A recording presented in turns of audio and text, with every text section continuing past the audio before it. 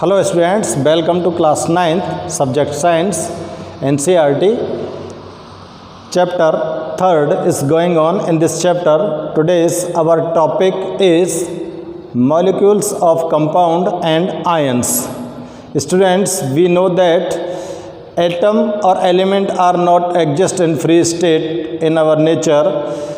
These are exist in molecules or ions form. तो atoms molecules और ions की form में एग्जिस्ट होते हैं। तो किसी भी कंपाउंड के जो मॉलिक्यूल फॉर्म होते हैं वो किस तरह से फॉर्म होते हैं, इस चीज़ को हम यहाँ पर चेक कर रहे हैं। एटम्स मॉलिक्यूल्स फॉर्म करते समय एक डेफिनेट प्रोपोर्शन में एक दूसरे के साथ केमिकल बॉन्ड से बॉन्डेड होते हैं, और वो डेफिनेट प्रोपोर्शन किस प्रकार से हो सकता है और उसको कैसे डिटरमाइन कर सकते हैं, इसको यहाँ पर हम चेक करते हैं। तो स्टूडेंट्स देखो, मॉलिक्यूल्स ऑफ कंपाउंड, कंपाउंड के जो मॉलिक्यूल्स होते हैं वो किस तरह से एग्जिस्ट हैं। तो देखो, atoms of elements joins together in definite proportion to form molecule of compound. किसी भी एलिमेंट के जो एटम होंगे वो एक दूसरे के साथ डेफिनेट प्रोपोर्शन में जॉइंट होंगे, और डेफिनेट प्रोपोर्शन में जॉइंट होने के बाद वो किसी भी कंपाउंड के मॉलिक्यूल्स का फॉर्मेशन करते हैं। ये केमिकल बॉन्ड से बॉन्डेड होते हैं जो एलिमेंट्स होते हैं। तो इसके लिए यहाँ पर एग्जांपल दिए गए हैं आपको। जैसे वाटर होता है, वाटर का फॉर्मूला होता है H2O। इस H2O में रेशो बाई मास, हाइड्रोजन और ऑक्सीजन का रेशो लिख रहा हूँ बाई मास, यानी कि इसके एटॉमिक मास के अकॉर्डन हम यहाँ पर वाटर में हाइड्रोजन और ऑक्सीजन का रेशो यहाँ पर आपको बता रहे हैं। तो हाइड्रोजन का एटॉमिक मास 1 होता है, ऑक्सीजन का कितना होता है 8 होता है। लेकिन स्टूडेंट्स, जब आप H2O को फॉर्म करते हो और यहाँ पर इसका डेफिनेट प्रोपोर्शन देखा जाता है, तो इसके फॉर्मूले से आपको दिख रहा है कि 2 एटम्स, तो 2 atoms are hydrogen and 1 atoms of oxygen participate to form 1 molecule of water. Okay, ठीक इसी प्रकार से यहाँ पर अमोनिया मॉलिक्यूल्स को फॉर्म किया गया है, और अमोनिया मॉलिक्यूल्स का फॉर्मूला होता है NH3, और इसका रेशो बाय मास अगर हम चेक करते हैं तो नाइट्रोजन का रेशो होता है 14, एटॉमिक मास 14, और हाइड्रोजन का होता है 1। तो रेशो बाय मास आता है इसका 14:1, ठीक है ना। और अगर इसको इस तरह से चेक करें तो जो NH3 होता है, इस NH3 में 1 पार्ट तो किसका होता है नाइट्रोजन का, और 3 पार्ट किसका होता है हाइड्रोजन का।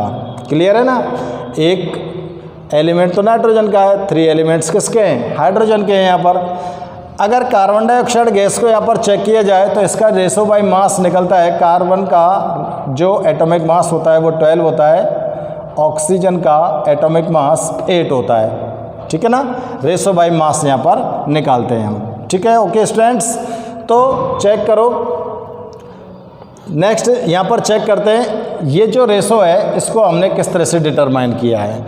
In water molecule the ratio by number of atoms, water molecule के अंदर एटम्स का रेशो चेक करते हैं हम। तो देखो, यहाँ पर मैंने वाटर का एग्जांपल लिया है, आप कोई भी एग्जांपल यहाँ पुटअप कर सकते हो। एलिमेंट वाटर के अंदर जो पार्टिसिपेट करने वाले होते हैं वो होता है हाइड्रोजन और ऑक्सीजन। हाइड्रोजन का रेशो बाय मास 1 और इसका रेशो बाय मास 8।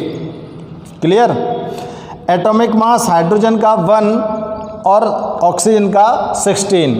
अब इसका अगर हम मास रेशो निकालते हैं तो रेशो बाय मास में आप डिवाइड कर दो एटॉमिक मास को, तो इसका रेशो बाय मास भी बने और एटॉमिक मास भी बने, तो ये इसका मास रेशो कितना आ जाएगा 1। और ऑक्सीजन का आपको मास रेशो अगर डिटरमाइन करना है तो रेशो बाय मास 8 में आप डिवाइड कर दो एटॉमिक मास का, 8/16 = हाफ, ठीक है ना। तो अगर हाइड्रोजन का एक एटम पार्टिसिपेट करता तो ऑक्सीजन का हाफ एटम ही उसमें पार्टिसिपेट करता वाटर मॉलिक्यूल को फॉर्म करने में। लेकिन यहाँ पर वाटर मॉलिक्यूल जब फॉर्म होता है उसके अंदर हाइड्रोजन के 2 एटम्स पार्टिसिपेट करते हैं, तो हाइड्रोजन के एक एटम के साथ आधा ऑक्सीजन का और दूसरे एक हाइड्रोजन एटम के साथ हाफ ऑक्सीजन का एटम, तो ऑक्सीजन का एटम हो जाता है 1 और हाइड्रोजन का एटम हो जाता है 2।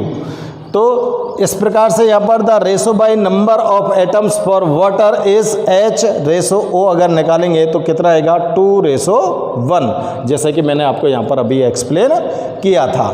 तो ये तो स्टूडेंट्स यहाँ पर जो कंपाउंड्स के अंदर मॉलिक्यूल प्रेजेंट होते हैं, उन मॉलिक्यूल्स में जो एटम्स पार्टिसिपेट करते हैं मॉलिक्यूल्स को फॉर्म करने के लिए, वो एटम्स एक डेफिनेट प्रोपोर्शन में प्रेजेंट होते हैं और डेफिनेट प्रोपोर्शन में प्रेजेंट होकर वो each other to chemical bonded, दोनों एक दूसरे के साथ केमिकल बॉन्ड से बॉन्डेड होते हैं। यहाँ पर अब हम चेक करते हैं स्टूडेंट्स आयंस को। What is the ions? Ions क्या होते हैं? देखो आयंस जो होते हैं वो चार्ज पार्टिकल्स होते हैं। आयंस क्या होते हैं? चार्ज पार्टिकल्स होते हैं। लेकिन कोई भी कंपाउंड को जब कोई compounds composed of metal and not metals, कोई भी कंपाउंड जब फॉर्म होता है तो वो किस किस से कंपोज होकर फॉर्म होता है? मेटल और नॉन मेटल से कंपोज होकर फॉर्म होता है।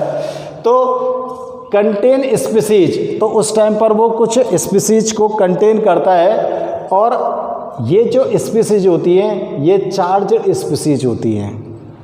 मेटल और नॉन मेटल जो स्पीसीज होती हैं जिनसे मिलकर कंपाउंड फॉर्म होता है वो स्पीसीज कैसी हैं स्टूडेंट्स? Charge species.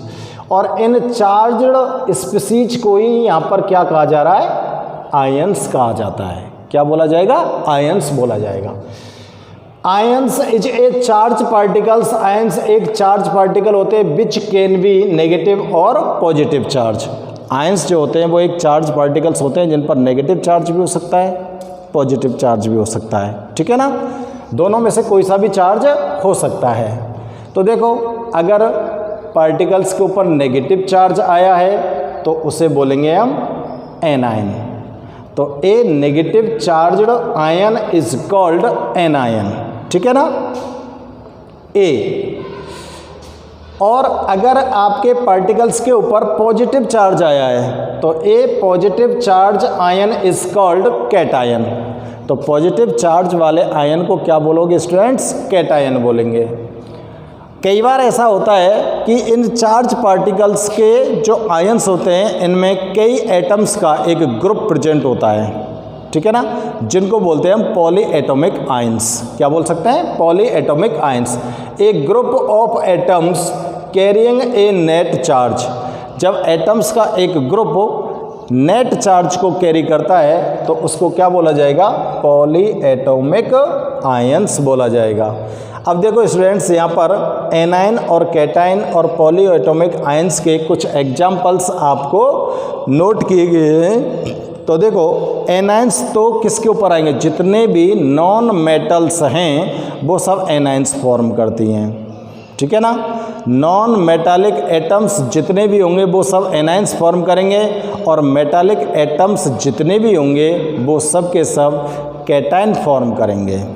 इस बात को हमें ध्यान रखना है। तो चेक करो स्टूडेंट्स यहाँ पर एनायन जितने भी फॉर्म हो रहे हैं वो सब के सब नॉन मेटल एटम्स से ही, नॉन मेटालिक एलिमेंट है सब। ऑक्सीजन नॉन मेटालिक है, nitrogen, fluorine, chlorine, bromine, iodine, ये सब के सब नॉन मेटालिक एलिमेंट होते हैं। और नॉन मेटालिक एलिमेंट ही यहाँ पर क्या फॉर्म कर रहे हैं? नेगेटिव चार्ज पार्टिकल्स फॉर्म कर रहे हैं, जिनको आप क्या बोल सकते हो? एनायन बोल सकते हो।